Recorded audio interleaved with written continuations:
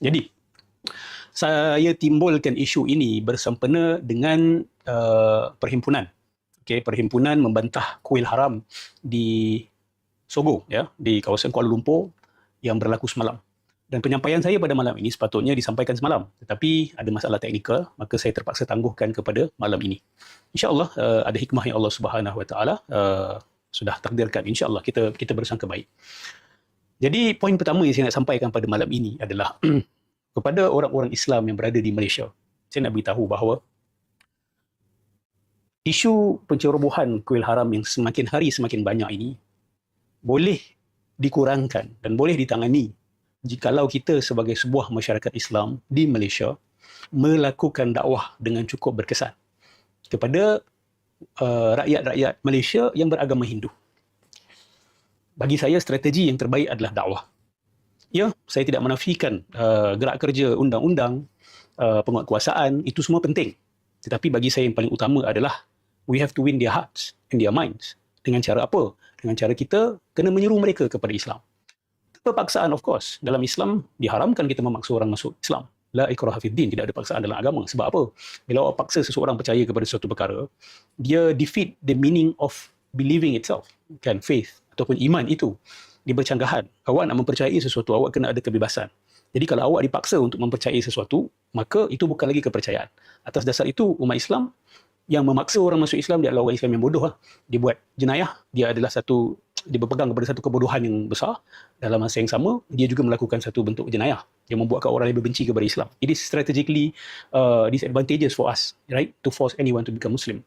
So, saya nak tekankan di sini, memaksa orang masuk Islam bukan sahaja bercanggahan dengan ajaran Islam itu sendiri, tetapi dia adalah counterproductive dari segi strategi.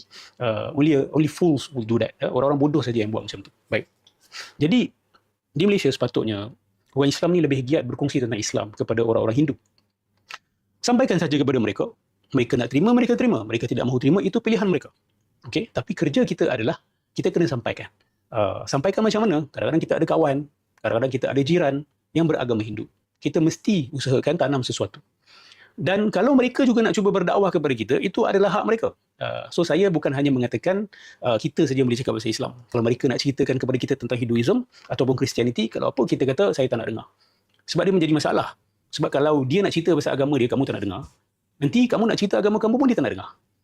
Jadi tak ada masalah untuk awak dengar sahaja. Kalau dia nak sampaikan pasal agama Kristian ke, Hinduism ke, Buddhism ke, apa benda atheism sekalipun.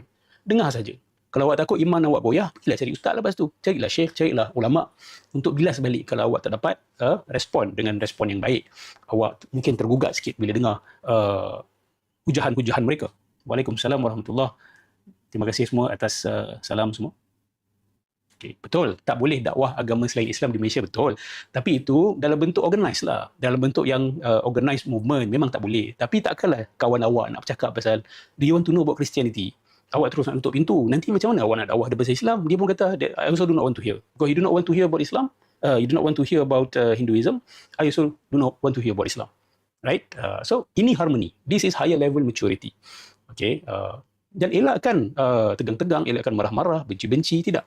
Tapi fokus kepada menyampaikan sesuatu dengan penghujahan dan perbincangan. Kan? Malaysia democratic state, kan? Termasuk juga Singapura democratic state. Tidak ada dalam undang-undang yang mengharamkan rakyatnya berbincang tentang agama. Kalau ada, saya cabar. Right? Singapore practice respect tolerance. Malaysia tu. To me, respect tolerance dekat Malaysia higher than Singapore. Singapore is not so much respect tolerance. Singapore is controlled. Okay? Singapore is highly controlled. Malaysia dia ada freedom, dia ada kebebasan. Sebab tu kadang-kadang nampak macam ada tegang-tegang sikit. Tapi Malaysians are far more mature daripada yang saya faham dari segi perbezaan pandangan, dari segi bertukar-tukar pandangan dan bekerjasama di antara orang-orang yang daripada agama yang berbeza.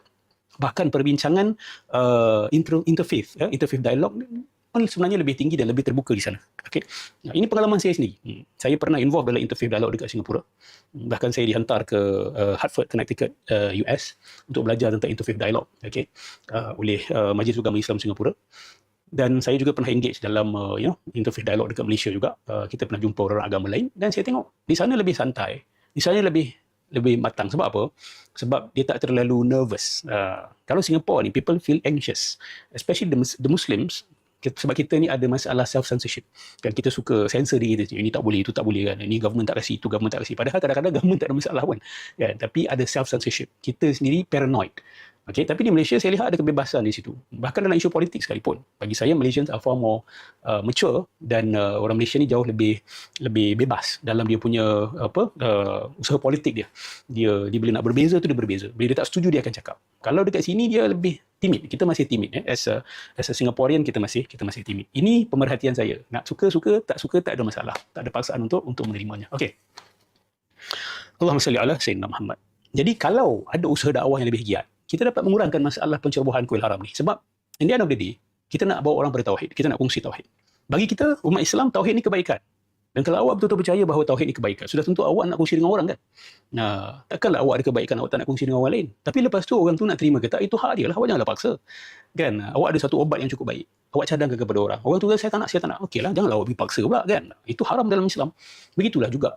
Kita sepatutnya ada kebebasan dan keyakinan diri untuk bercerita tentang agama Islam. Khususnya tentang tauhid yang berkaitan dengan penyembahan berhala, penyembahan tuhan-tuhan yang nampak macam ramai kan, ataupun menyembah Tuhan yang esa, mana satu lebih baik, mana satu lebih benar. Patutnya perbincangan macam ini boleh dilakukan dengan santai. Dengan syarat kita tidak boleh emosional. Yang kita tidak boleh kita kata terlalu sensitif lah kan. Dia ada setting dia, ada setting yang boleh berlaku perkara ini. Baik. So lagi satu saya nak tujukan kepada penguatkuasa dekat Malaysia lah. Bagi saya they are part of the problem kepada masalah perkembangan kuil haram dekat Malaysia ni. Saya melihat kalau benda ni berlaku dekat Singapura, cepat benda ni akan settle. Tidak akan dibenarkan mana-mana pun, mana-mana agama sekalipun membina apa sahaja rumah ibadat dekat atas tanah yang dicerobohi. Bukan rumah ibadat pun, apa sahaja orang nak bina di atas tanah dicerobohi, dia akan cepat, settle cepat. Kan? Sebab benda tu dikira sebagai satu jenayah yang besar. Ini bukan jenayah kecil-kecil yang kita boleh tak apalah kan, kita nak kena jaga harmoni. Tak. Kita semua tahu, benda ni bila berterusan, keharmonian yang akan jadi mangsa. Okay? Keharmonian akan dikorbankan. Tapi ada orang, dia faham dia terbalik. Bagi saya bukanlah dia faham terbalik, dia sengaja nak menerbalikkan naratif. Kata bila kita kritik tentang kuil haram ni, kita mengganggu-gugat keamanan. Sedangkan yang mengganggu-gugat keamanan ni adalah pihak-pihak penguatkuasa yang boleh mengambil tindakan, tetapi membiarkan perkembangan, pertambahan, percambahan kuil-kuil haram ini. Itulah yang sebenarnya menggugat keharmonian. Itulah sebenarnya yang mengganggu 3R itu sebenarnya. Dan jadi rakyat don't fall into momokkan daripada pihak-pihak tertentu. Seolah macam orang-orang yang membantah kuil-kuil haram inilah yang mengganggu keamanan. You have to turn the table. Tak. Penguatkuasa yang membiarkan perkara ini berlaku, mereka lah yang sebenarnya telah mencabul 3R. Mereka sebenarnya yang telah mengganggu keamanan. Dan mereka harus dipertanggungjawabkan. Pasti di sana ada kes-kes rasuah yang begitu banyak sehingga membiarkan kes-kes kuil-kuil haram ini terus berkembang. Mesti ada rasuah. Kalau tak ada rasuah, macam mana boleh berkembang? Takkan pejabat tanah tak tahu. Takkan DBKL tak tahu. Takkan TNB tak tahu. Kan? Elektrik sampai je. Air sampai saja. So, mesti ada orang-orang yang dirasuah. Mesti ada punya. Dah ada pun yang telah dikenal pasti. Jadi, kita sepatutnya turn the table. Okay? Yang mengganggu-gugat keamanan ini adalah yang membiarkan perkara-perkara seperti ini berlaku. Jadi bagi menjaga keharmonian, saya seru pihak berkuasa untuk tegakkan the rule of law secara adil dan saksama antara semua kaum. Dan sebab benda ni bukan orang Melayu lawan orang India ke, orang Melayu lawan orang Cina ke, orang Cina lawan orang India ke, tak. Kalau ada orang Melayu membina surau, membina masjid, membina rumah kat atas tanah yang diceroboh, dekat tanah orang India pun kami akan tentang sama. Kan? Kalau dia bina surau, dia bina masjid. Atau dia bukan bina surau, bukan bina masjid, dia bina rumah. Kita akan tentang. Sebab benda tu haram dalam Islam. Kan? Kalau kita tak sebut, kita sama-sama berdosa. Tapi saya cukup sedih bila melihat belum cukup kuat suara tekanan yang datang daripada masyarakat India di Malaysia. Belum ada kesatuan hati. Bahkan kita lihat dalam komen-komen, masih agak banyak komen-komen yang cuba nak mempertahankan benda ni. Yang cuba nak melontarkan kesalahan kepada pihak yang mengkritik. Jadi ini adalah satu fenomena yang membimbangkan. Yang merisaukan dan sedihlah. Kan dah berapa puluh tahun merdeka, tapi itulah salah. Yelah, saya dengar juga kes-kes tempat-tempat makan Melayu kan, yang yelah mungkin status tanah itu tidak berapa jelas, cepat saja dirobohkan. Tengok betapa tegasnya pihak berkuasa kepada pihak-pihak yang membantah di Sogo semalam. Kan, dengan jumlah yang begitu ramai datang, dengan ketegasan. Kenapa kita tak nampak ketegasan yang sama berlaku di Raub, Pahang? Berkenaan dengan dusun-dusun durian yang tanah-tanah dicerobohi, tanah-tanah kerajaan Rizal Melayu yang dicerobohi, dan dibuat pula ladang-ladang durian. Kenapa kita tak lihat ketegasan yang sama? Jadi bagi saya, kerisauan dan kemarahan orang Melayu di Malaysia ini adalah valid. Dan kerajaan ini jikalau mereka ini benar-benar mementingkan rakyat, they are playing with fire bagi saya. Fire, I mean political fire. They are putting their political survival at risk.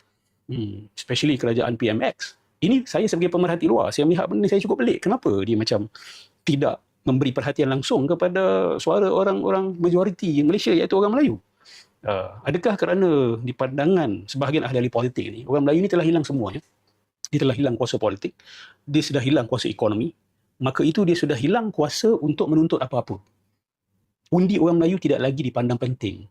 Adakah itu yang telah berlaku? Is that even true?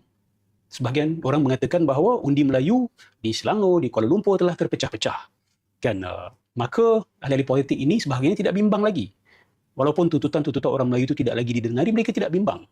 This is a calculated move. Ya. Mereka bukan tak tahu orang Melayu akan marah. Mereka tahu. Tetapi kenapa mereka tak kisah? Bagi saya, dia cukup melukakan. Saya jumpa kawan-kawan saya semalam. Saya di KL semalam. Saya lihat kesedihan teman-teman yang datang daripada himpunan tersebut. Sugul mereka. Dan saya tahu apa yang bermain-main di dalam fikiran mereka. Seolah-olah macam, adakah kita telah hilang negara ini? Seolah-olah macam, adakah orang Bumi Putra ini sebenarnya telah hilang penguasaan kepada negaranya sendiri, kepada tanah tumpah darahnya sendiri. Saya melihat kesugulan itu. Bahkan saya merasakannya juga. Sebab ini pencerobohan tanah. Ini bukan pencurian duit ke apa ke. Ini tanah itu. The most basic structure of a state, you need to have a land. Kan? For you to be called indigenous people. Orang peribumi. Bumi itu mesti ada. Tanah itu mesti ada. Tapi kalau tanah itu dicerobohi semudah-mudah itu sahaja, this is saya tak tahu macam mana nak sifatkan kesugulan dan kesedihan saya bila saya tengok apa yang sedang berlaku ini. Kawan-kawan tanya, Ustaz, so apa jalan keluar? What's the way out for this? Jawapan saya mungkin agak skema, tetapi bagi saya punca kepada masalah ini adalah krisis takwa kita sebenarnya. We have a takwa crisis, yang mana nak settlekan masalah ini, kita kena kembalikan takwa. Mungkin ada orang kata, Ustaz, kenapa klise sangat jawapan tu? Tapi itulah isu dia. Sebab kita tahu benda ni tidak akan berlaku kalau tidak ada rasuah. Kalau tidak ada rasuah yang berlaku.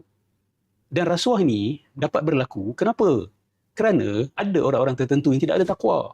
Dia bila berseorang dengan orang yang menyorongkan duit rasuah, dia tak boleh tahan diri dia. Dia nampak duit, dia dah tak boleh ingat Allah lagi dah. Dia tak boleh ingat akhirat lagi dah. Dia dah tak boleh ingat lagi rakyat dia. Negara dia dah tak boleh ingat lagi dah. Itu kan masalah takwa itu. Sebab tu takwa is power. Takwa ni kekuatan sebenarnya. Dia lebih kuat daripada kuasa politik ataupun kuasa ekonomi. Bila seseorang manusia itu berkemampuan untuk menjaga diri dia.